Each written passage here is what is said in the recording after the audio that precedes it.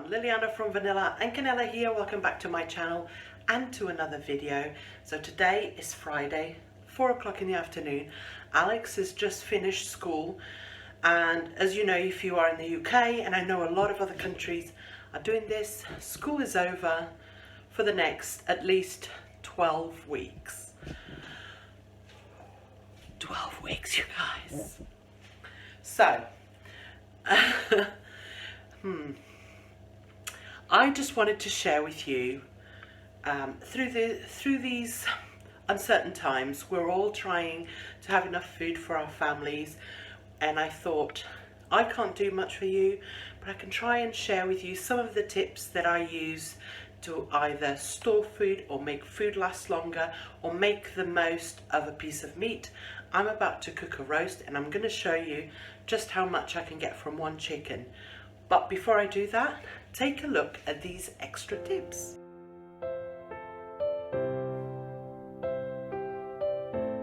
No boxes. Take everything you can out of the boxes. Now granted, if you just bought a tub of ice cream, you can't take the ice cream out, right? But the cereal come in a plastic box inside. The eggs, you can put them all in one tray. The lollies, the same. Empty the crisps out. All that kind of stuff, especially in your freezer and your fridge. If you're struggling for space, the boxes are taking up a horrendous amount of space.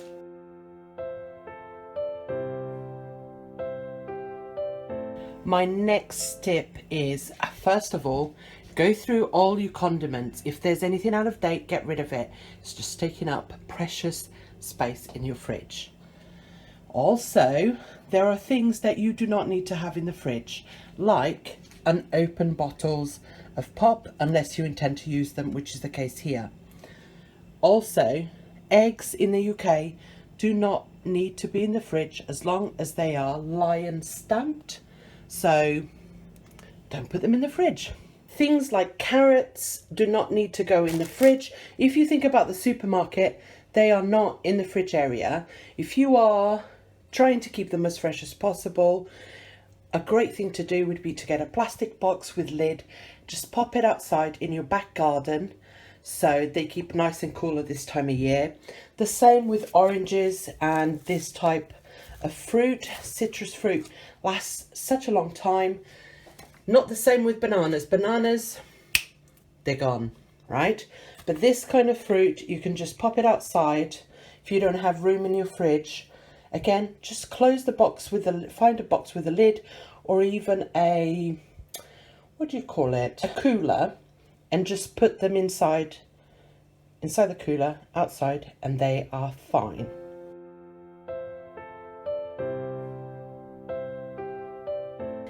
A really great tip is, you guys know these self-seal ice cube bags.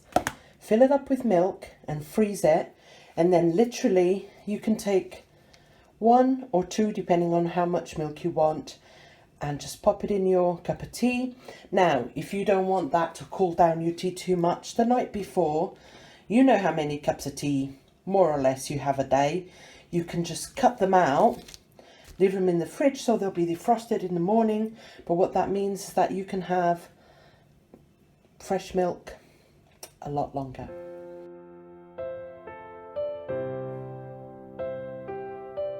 My biggest tip when it comes to buying meat is buy something that you cook once and then it makes other meals. Let me explain. So this chicken is about to go in the oven. I've literally just put some salt over it. That's it. I'm going to roast it basically.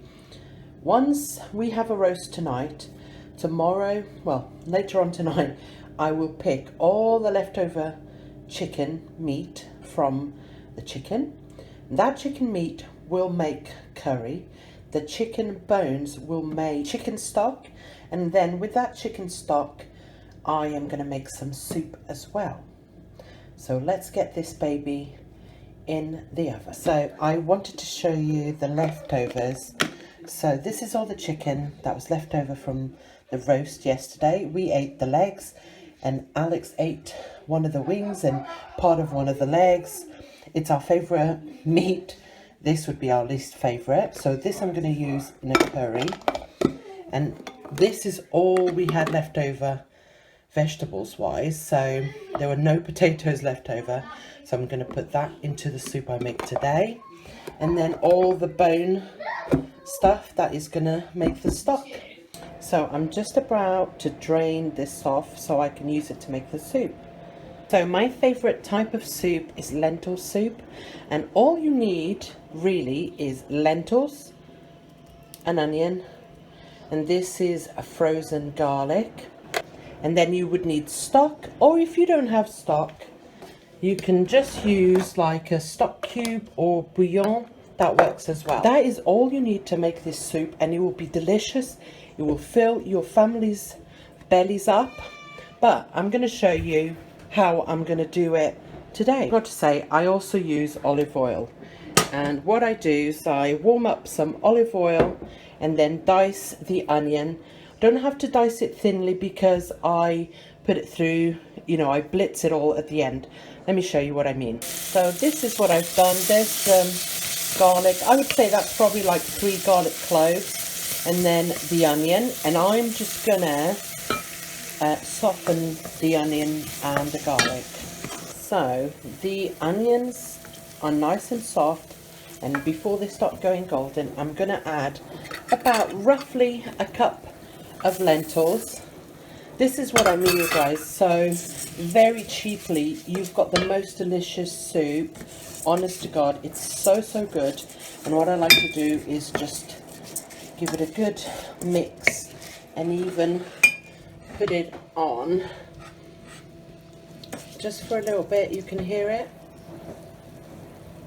And then what I'm going to do is add the stock, okay, and then you just let it boil. Now what I also usually do is go in my fridge and check for any veg that I need to use up.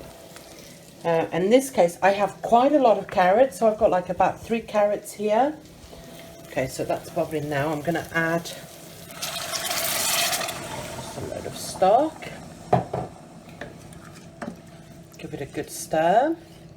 What I also like to do is just go through my fridge and see if there's any veg that are looking a bit iffy, and I add them on. In this case I didn't, but I actually have quite a lot of carrots, so I decided to add 3 carrots, and I just diced up some broccoli, so I've got some of the stem that I can use, plus some leftover veg. Now you do not need to add any other veg to that. It will make a delicious soup, I promise you. But if you have stuff around, you can add. One thing, if you add stuff like spinach, which you can, bear in mind that the soup's going to turn up green, so it's not going to look great. It will taste delicious, but it's not going to look very nice. But anyway, and you can also add meat. I might even add a little bit of cooked chicken. I haven't decided yet. And now I just leave it to cook until it's fully cooked, if you know what I mean. All the vegetables are soft and the lentils are properly cooked. Just take about 20 minutes or so, and then just before I blitz it, I test it just to see if it needs salt or any other stuff, and then I'll add it. And here you are, guys. I have just used a handheld, you know, one of those to sort of blitz it all together. The smell is just incredible. It tastes so good. I added some salt and it's ready to eat and feed my family. I also decided to make some Irish soda bread. This is the Thermomix recipe, so I won't share it because I know most of you don't have a Thermomix, but there's loads of recipes online. Super easy, smells incredible. And if, like me, you find that your yeast is not working, this does not need yeast and looks amazing. And that is it for this video, guys. I hope you have enjoyed it. See you next time. Bye.